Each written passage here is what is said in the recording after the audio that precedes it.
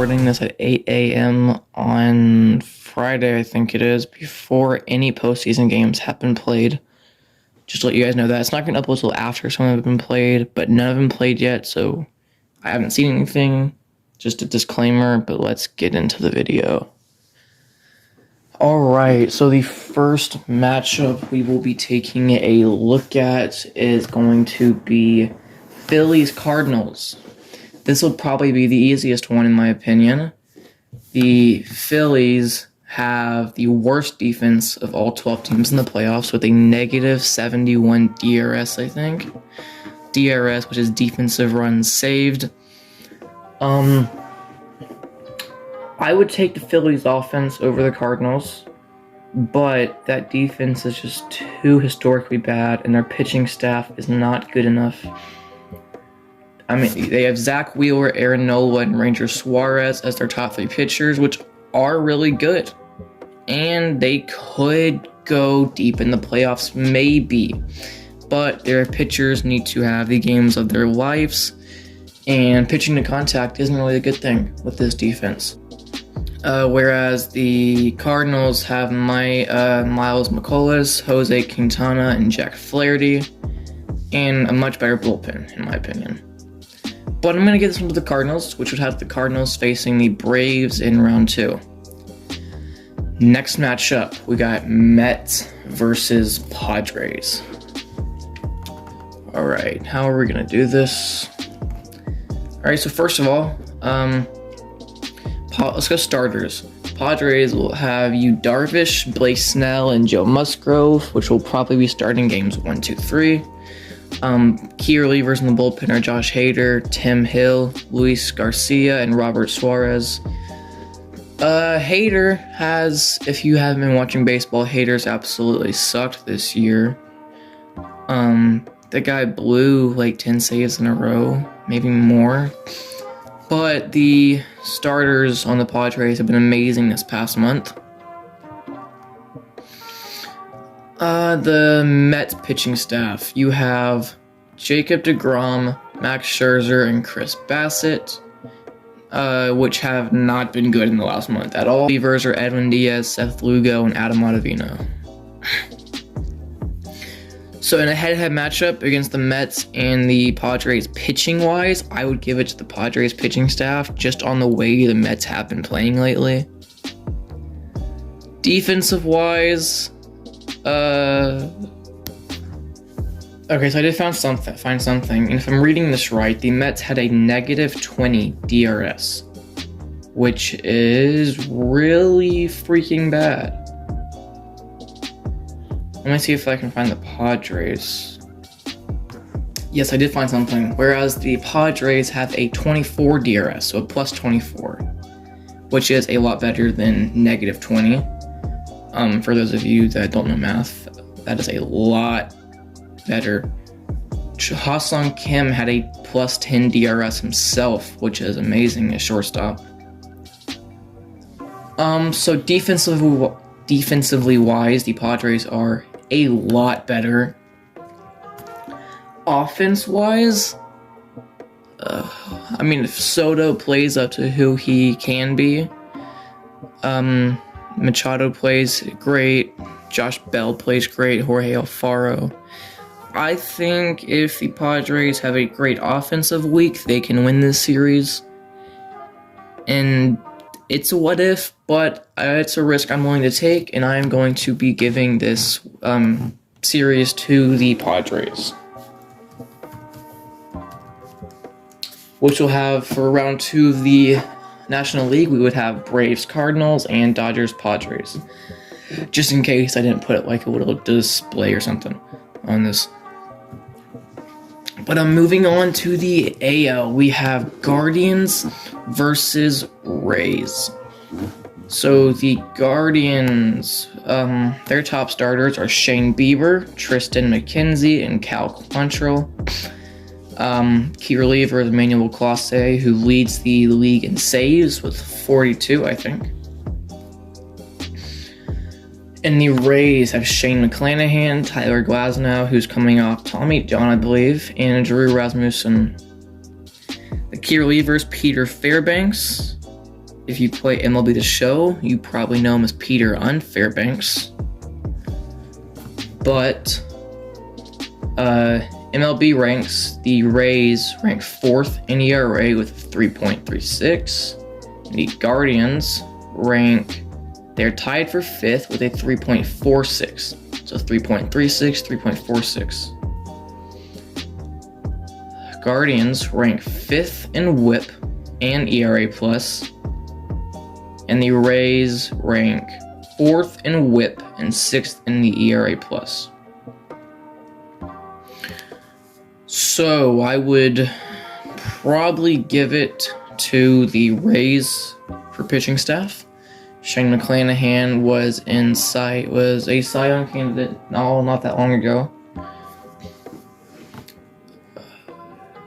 Bullpen-wise, I would give it to the Guardians. Emmanuel Clase is too good. Defensively-wise, Guardians have a 93 DRS, so plus 93, which is amazing. Andres Gimenez has plus 16 DRS himself. And the Rays have a plus 12 DRS. So 12, 93, big difference. But the Guardians are the better defense, have the better bullpen, whereas the Rays have the better pitching staff, starting pitchers, in my opinion. Offensively wise, if you shut down Randy Arozarena for the Rays, there isn't much else.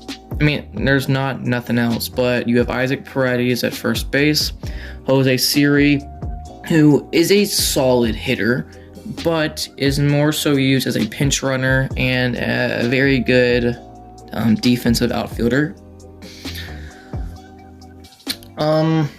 Guardians have a better offense in my opinion. Andres Gimenez, Steven Kwan, who if J-Rod didn't exist would have won Rookie of the Year in my opinion. You have, I think I said Gimenez. You have J-Ram. I mean, it's just a much better offense. I'm going to give this one to the Guardians. And for the next match, also, I think the winner of the Guardians Rays plays the Astros, if I'm not mistaken. Which I might be. And next and final wildcard round that I will be predicting is Jays versus Mariners. So, let's talk starters. Mariners have Luis Castillo, Robbie Ray, and Logan Gilbert. And on the bullpen have Paul Sewald, Penn Murphy, Andres Munoz, and Eric Swanson. Whereas the Jays have Alek Manoah, who I believe is coming off AL Pitcher of the Month, Kevin Gausman, and Ross Stripling. Key relievers will be Jordan Romano, Yimi Garcia, Adam Simber, and Tim Meza. For the Jays, I think they made the postseason last year, 2 years ago, whatever it was. So this team has a lot more postseason experience than the Mariners do, having not made it in 20 plus years.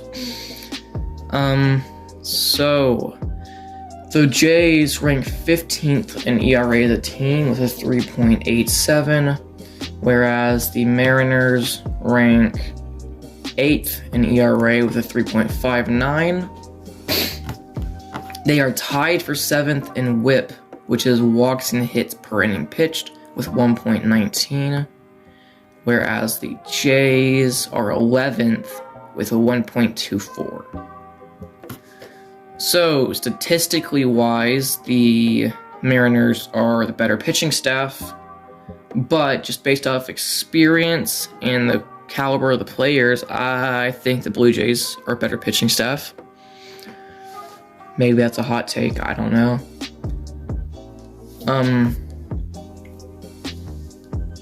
Defensively wise, the Blue Jays have a +3 DRS. Looks like they have a lot of good players. I see what should be a lot more than 4, but there's also a lot of bad players who have made a lot of bad plays. Santiago Espinal has a +4 DRS. Alejandro Kirk has a +9 DRS. So I don't know how this gets so far down. Oh, there we go. Bo Bichette has a -16 defensive runs saved. In your starting shortstop, that is not ideal. That's not great. Whereas the Mariners have a +18 DRS, with Cal Raleigh having a +14. Jesse Winker, though, with a -16, which isn't good.